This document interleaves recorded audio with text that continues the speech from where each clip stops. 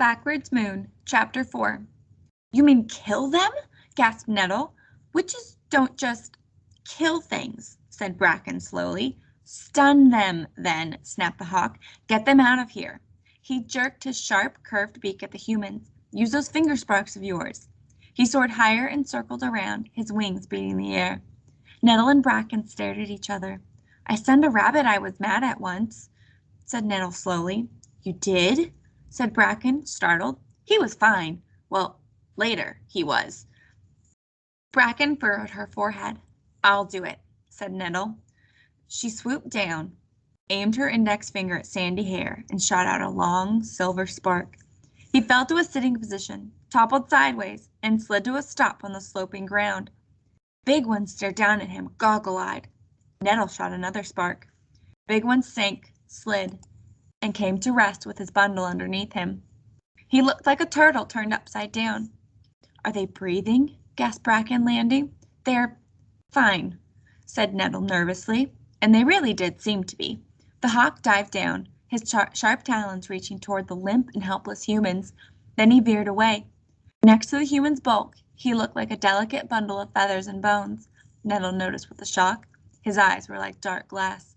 Truss them up, he shrieked. Get them out of here. It's all right, said Nettle gently. Go back to the village, Bracken told him. Go tell the others. The hawk gave them a glassy stare, then lifted off with a shrill cry. We need a way to carry them. Nettle rummaged for her hammock. Here, Bracken pulled hers from her well-ordered pocket. Like all witches' pockets, it hung smooth, without a bulge, and weighed nothing, no matter what you put in it. Humans look bigger up close than they do from the air, said Nettle. They also looked heavier. Maybe you should have thought of that before you stunned them, said Bracken. Me? Said Nettle. The hawk said to stun them, so I did. Give me the hammock. Nettle spread it next to the smaller human, Sandy Hair. Careful now. They rolled him onto the netting. Now the other, said Nettle.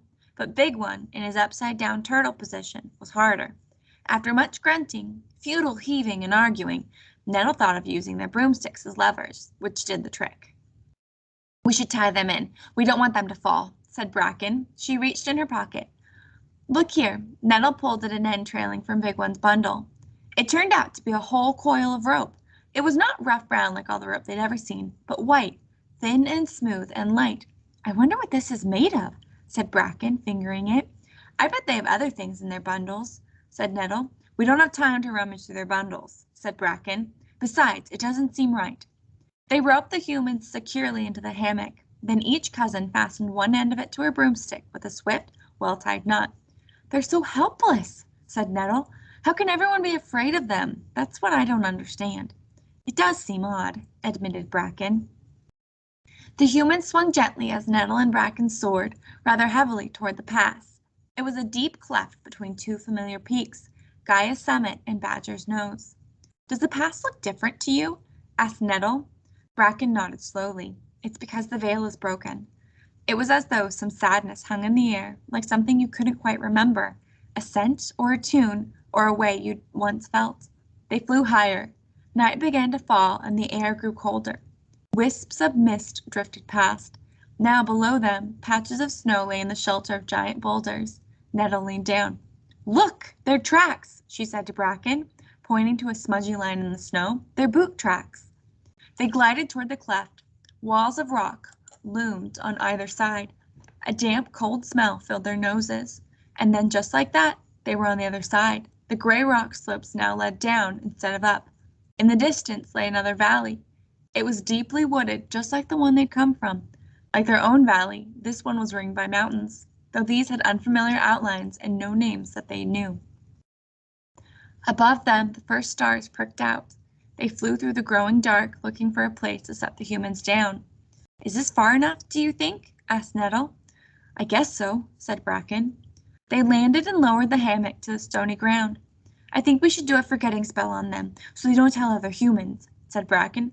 You do it, said Nettle. Bracken was good at spells, better than Nettle would ever be. Bracken put her fingers to her cheeks and closed her eyes. Misting spell, she muttered to herself, and Nettle knew she was trying to remember the words of one of the harder forgetting spells, a tricky one that Nettle had read but not bothered to learn. One of the humans stirred and groaned, They're waking up, said Nettle. The humans opened their eyes. Cast the spell, she cried, forgetting to use the language. The humans stiffened with terror. Quickly, Bracken spread her fingers and held them over the humans. Calmly, calmly, walk the way, she chanted in a high, nervous voice. Take your path and choose it wisely. Know ye that your way's your own, of your own choosing, clear and bright. The humans lay very still. Their wide, startled pupils reminded Nettle of a rabbit who's hoping you don't see him. Long the path and winds betimes, continued Bracken. But as she finished the spell, her voice too was calm, and Nettle could tell she was ready for the next step. Bracken twirled 3 times, her braids flying, then stood with her arms outstretched, gazing upward. She breathed in and out, then from her breathing came the rest of the forgetting spell. Some parts were out loud, some in the language. She seemed, as far as Nettle could tell, to be getting every word right, even the ending. The spell hung in the air like mist. Human beings, said Bracken steadily, you will forget, soon, everything about the past you crossed and the valley you saw. The humans nodded dumbly. You will go home now. You will retrace your steps to wherever it is that you came from. The humans' heads bobbed in time to Bracken's voice. If you ever wonder why something happened on your journey, you will believe it was for some ordinary reason. Bracken leaned down close. You will never go back to our valley. You will never tell any other human it exists. Go now. She bowed, her hat point making a small arc against the black, star-scattered sky. Fare thee well, and merry be. The humans blinked, then tried to sit up. The knots, said Bracken in the language. Nettle darted forward. The humans lay calmly as she undid every knot, then they sat up. We need our headlamps, said Big One to Sandy Hair. Moving slowly and fumblingly, humans didn't seem to see it at all well in the dark. Each retrieved something from his bundle and fastened it to his forehead. My! Gasped Bracken, squinting, as from each forehead shot a bright beam of light. The men turned their heads this way and that, the light beams playing over the boulders. All right now, I remember exactly how we came, said Big One. So do I, said Sandy Hair. We can make camp in a couple of hours, get an early start tomorrow, be back to the truck by nightfall. Home on Wednesday, most likely. Sure, said Big One. It will be good to be home. The 2 men heft their bundles and walked off into the night. I wish we could have talked to them, said Nettle. Don't you? No, said Bracken slowly. Aren't you even curious? It gives me a funny feeling, seeing humans, said Bracken. Nettle bent down to pick up Bracken's hammock and paused. Something small and dark and square lay nearby on the stony ground. Hey, she said, look, it's that invention, the black box. She snatched it up and jabbed at it, the way the human had done. Then they both froze, transfixed. The box emitted a very faint, high whine. Then on its glassy surface a strange, hard light shone. Drop it, cried Bracken. The box landed with its square of light face down, but a glow leaked out from the edges. It's like magic, said Bracken in a hollow voice. It can't be, said Nettle. Humans don't have magic. They can't. They don't. They stared into the glow and the wine faded away. Nettle nudged the box with her toe. Nothing happened. I think we should take it with us. I think we should show the others. Pick it up then. Don't jab it, Bracken added quickly. I'm not, said Nettle. She slipped it into her pocket. It made the same kind of light as those things they wore on their heads, said Bracken uneasily. Hard, cold. They watched as the mysterious headlights bobbed slowly down the slope. Nettle, said Bracken suddenly, look down there. Way past the humans, far down the valley, shone more lights, tiny in the distance. They were not the soft yellow glow of candles or firelight or lamplight. They were white and cold and hard. They're not moving, said Bracken. She paused. Could those be lights from human cottages? A whole village of humans? I think they must be.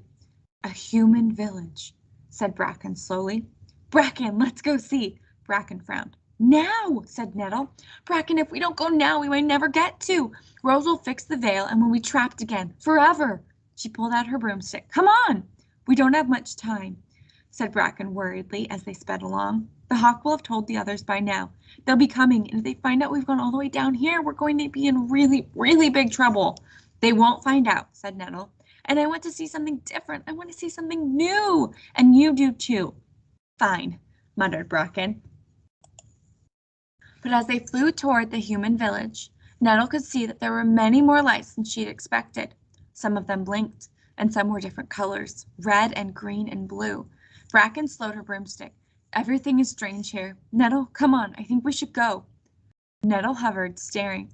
Nettle, if you don't come, I'm going home without you. I mean it, said Bracken. Nettle wheeled her broomstick around.